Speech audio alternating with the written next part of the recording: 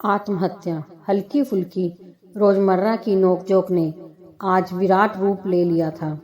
रोहित और निधि का झगड़ा आज इतना बढ़ चुका था कि चुपचाप निधि 10 मंजिल की छत से कूदकर आत्महत्या करने को चल दी।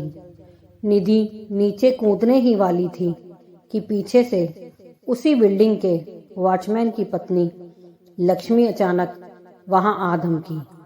निधि उसे देख तुरंत वापस ऐसे खड़ी हो गई जैसे वो यूं ही छत पर टहलने आई हो। लेकिन लक्ष्मी ने सब देख लिया और वह सब समझ गई।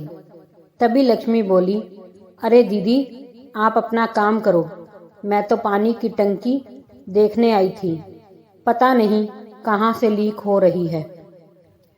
आप मुझे देखकर क्यों रुक गई? आप जाओ, कूदो। ये कहती हुई वह सीढ़ी से नीचे उतरने को हुई। निधि फिर से सुसाइड करने के लिए बढ़ी। लक्ष्मी फिर से पीछे की तरफ लौटती हुई बोली, दीदी दीदी, 1 मिनट, हाँ बस 1 मिनट, जाते जाते मेरा एक काम कर दो आप। निधि, क्या काम? लक्ष्मी, दीदी भगवान के घर जा रही हो तो एक संदेश दे देना उनको मेरा।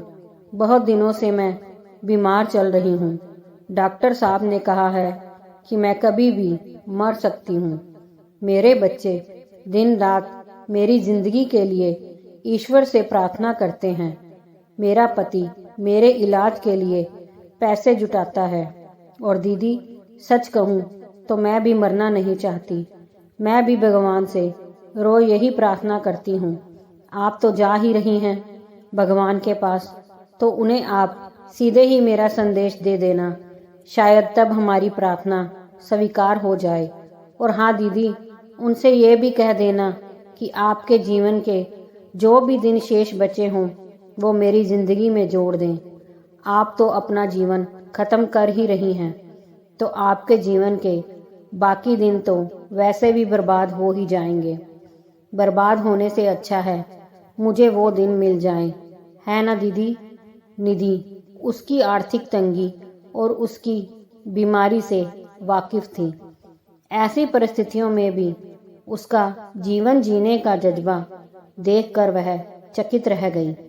निधि को लक्ष्मी की बातों ने ना चाहते हुए भी सोचने पर मजबूर कर दिया। लक्ष्मी, क्या सोच रही हैं दीदी? अरे, आप तो बहुत साहस वाला कदम उठा रही हैं। मुझ में आप जैसा साहस नहीं है। मैं ऐसा करने के पहले यही सोचकर रुक जाती हूँ कि मेरे बाद मेरे पति के दुख सुख का कौन भागीदार होगा, मेरे बच्चों को कौन खाना पकाकर खिलाएगा। तभी निधि को याद आया कि उसके दोनों बच्चे खेलकर घर आ गए होंगे, वे भी भूखे होंगे। लक्ष्मी, अच्छा दीदी, चलती हूँ, बहुत काम है। दिन कम है ना मेरे पास, तो ज़्यादा से ज़्यादा जीना चाहती हूँ इन दिनों में। लक्ष्मी फिर से सीढ़ी उतरती हुई मेल गाने को फीमेल गाने में बदलकर गाने लगी। मैं जिंदगी का साथ निभाती चली गई, हर फिक्र को धुएं में उड़ाती चली गई। निधि, जो आज एक छोटे से झगड़े के कारण अपनी जीवन लीला समाप्त करने जा रही थी, वह अब जिंदगी की कीमत को समझ रही थी। लक्ष्मी ने आज उसे असल साहस क्या होता है सिखा दिया और वह भी लक्ष्मी के पीछे पीछे सीढ़ी उतरने लगी। दोस्तों, अगर कहानी पसंद आई हो तो लाइक, सब्सक्राइब, शेयर जरूर कीजिए।